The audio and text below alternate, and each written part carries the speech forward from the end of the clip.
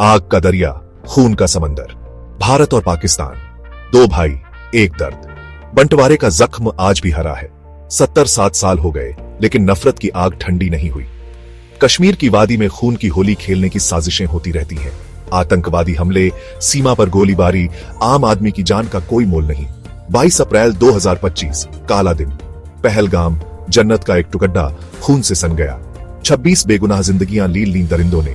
भारत का सीना चीर गया, आंखों में खून उतर आया। बदला तो लेना ही था, लेकिन कैसे? जवाब मिला ऑपरेशन सिंदूर। 7 मई 2025 रात के अंधेरे में भारतीय वायुसेना ने उड़ान भरी। मंजिल थी पाकिस्तान। दुश्मन के घर में घुसकर आतंकी ठिकानों को नेस्तनाबूद करने का मिशन, ऑपरेशन सिंदूर, भारत की जवाबी कार्रवाई। लेकिन क्या यह कार्रवाई काफी होगी? क्या इससे आग बुझेगी या और भड़केगी? पहलगाम, जहां कभी शांति और खूबसूरती का राज था, वहां आज दहशत का साया है। 22 अप्रैल 2025 को हुए आतंकी हमले ने पूरे देश को झकझोर कर रख दिया। लश्कर-ए-तैयबा के आतंकवादियों ने पहलगाम में पर्यटकों पर हमला कर दिया। 25 भारतीय और एक नेपाली पर्यटक जो जन्नत की वादियों में घूमने आए थे, उन्हें मौत के घाट उतार दिया गया। मासूम बच्चों और महिलाओं को भी नहीं बख्शा गया। इस घटना ने पूरे देश में गुस्से की लहर दौड़ ढा दी।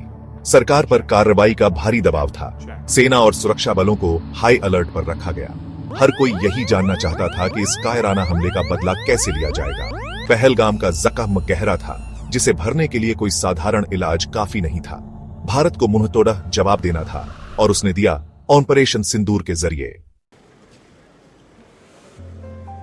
7 मई 2025 रात के 1:44 भारतीय वायुसेना के लड़ाकू विमानों ने पाकिस्तान और पाकिस्तान अधिकृत कश्मीर में 9 आतंकी ठिकानों पर धावा बोल दिया। ऑपरेशन सिंदूर का मकसद था पहलगाम हमले का बदला लेना। बहावलपुर, मुरीद के, कोटली और मुजफ्फराबाद में लश्कर-ए-तैयबा और जैश-ए-मोहम्मद के अड्डों को निशाना बनाया गया। भारतीय वायुसेना ने इस ऑपरेशन को अंजाम दिया बड़ी ही गोपनीयता और सटीकता से। लेजर गाइडेड बमों से आतंकी ठिकानों को ध्वस्त कर दिया गया। भारत का दावा है कि इस ऑपरेशन में 100 से ज्यादा आतंकवादी मारे गए। ऑपरेशन सिंदूर भारत की ताकत का परिचय था। इसने दुनिया को दिखा दिया कि भारत अपनी सीमाओं की सुरक्षा के लिए किसी भी हद तक जा सकता है। ऑपरेशन सिंदूर के बाद पाकिस्तान बौखला गया। नियंत्रण रेखा पर भारी गोलाबारी शुरू कर दी गई। 13 भारतीय नागरिक शहीद हो गए, जिनमें 4 बच्चे और एक जवान शामिल थे।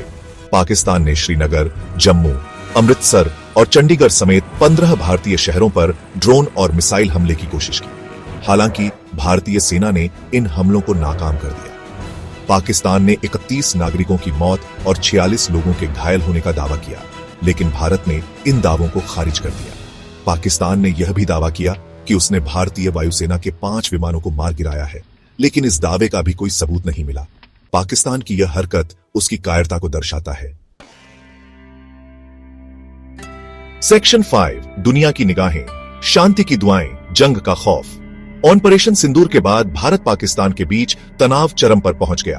पूरी दुनिया की निगाहें इस क्षेत्र पर टिकी हुई थीं। अमेरिका, रूस, चीन और ब्रिटेन समेत कई देशों ने दोनों पक्षों से संयम बरतने की अपील की। संयुक्त राष्ट्र महासचिव ने भी दोनों देशों से शांति बनाए रखने का आग्रह किया। अमेरिकी राष्ट्रपति डोनाल्ड ट्रंप और ईरानी विदेश मंत्री ने मध्यस्थता की पेशकश की। अमेरिका, ब्रिटेन, कनाडा और ऑस्ट्रेलिया ने अपने नागरिकों के लिए यात्रा संबंधी चेतावनी जारी की। दुनिया भर में जहां लोग शांति की दुआएं कर रहे थे, वहीं दूसरी तरफ जंग का खौफ भी मंडरा रहा था। सेक्शन 6, भारत तैयार, सीमा पर पहरा, आसमान पर नजर। ऑपरेशन सिंदूर के बाद भारत ने अपनी सीमाओं की सुरक्षा कड़ी कर दी। राजस्थान ने पाकिस्तान के साथ लगने वाली अपनी सीमा को सील कर दिया। पंजाब पुलिस ने सभी छुट्टियां रद्द कर दी। दिल्ली, श्रीनगर और अमृतसर समेत 27 हवाई अड्डों को 10 मई तक बंद कर दिया गया। इंडिगो, एयर इंडिया और स्पाइस जेट ने अपनी उड़ानें रद्द कर दी। अमृतसर में ब्लैकआउट अभ्यास किया गया। पंजाब में भी ब्लैकआउट की प्रक्रिया शुरू कर दी गई। प्रधानमंत्री नरेंद्र मोदी ने गृह सचिव गोविंद मोहन के साथ बैठक कर सीमावर्ती गांवों को खाली कराने की योजना बनाई। राष्ट्रीय सुरक्षा सलाहकार अजीत डोभाल ने अमेरिका, ब्रिटेन और सऊदी अरब में अपने समकक्षों से बात कर भारत की शांति की इच्छा दोहराई, लेकिन साथ ही यह भी स्पष्ट किया कि भारत किसी भी हमले का मुंहतोड़ जवाब देने के लिए तैयार है। सेक्शन 7, आगे क्या, जंग या सुलह। ऑपरेशन सिंदूर के बाद भारत पाकिस्तान के रिश्तों का भविष्य क्या होगा? क्या दोनों देशों के बीच जंग होगी या फिर बातचीत से मसले सुलझेंगे? यह सवाल आज हर किसी के मन में है। विशेषज्ञों का मानना है कि तनाव कम होने की संभावना बहुत कम है। पाकिस्तान के रवैये से साफ है कि वह अपनी नापाक हरकतों से बाज नहीं आएगा। ऐसे में भारत के पास दो ही विकल्प हैं, या तो वह पाकिस्तान के खिलाफ सख्त कार्रवाई करे या फिर बातचीत के रास्ते पर आगे बढ़े। जंग किसी भी मसले का हल नहीं है, लेकिन क्या पाकिस्तान को समझाने का कोई और तरीका है? यह एक ऐसा सवाल है जिसका जवाब वक्त ही देगा। सेक्शन 8, ऑपरेशन सिंदूर सही या गलत? ऑपरेशन सिंदूर को लेकर अलग अलग राय हैं। कुछ लोग भारत सरकार के इस कदम की सराहना कर रहे हैं, तो कुछ लोग इसकी आलोचना भी कर रहे हैं। जो लोग ऑपरेशन सिंदूर का समर्थन कर रहे हैं, उनका कहना है कि पाकिस्तान को सबक सिखाने का यही सही तरीका था। आतंकवाद के खिलाफ जंग में भारत को सख्त रुख अपनाना ही होगा। वहीं दूसरी तरफ जो लोग ऑपरेशन सिंदूर की आलोचना कर रहे हैं, उनका कहना है कि इससे तनाव और भ्रेगा और युद्ध की आशंका बढ़ जाएगी। उनका कहना है कि भारत को कूटनीतिक तरीकों से पाकिस्तान पर दबाव बनाना चाहिए था। ऑपरेशन सिंदूर सही था या गलत, इसका फैसला इतिहास करेगा। सेक्शन 9, अमन की आस। भारत और पाकिस्तान के बीच तनाव कोई नई बात नहीं है। दोनों देशों के बीच कई बार जंग हो चुकी है, लेकिन हर बार जंग से सिर्फ तबाही और बर्बादी ही हुई है।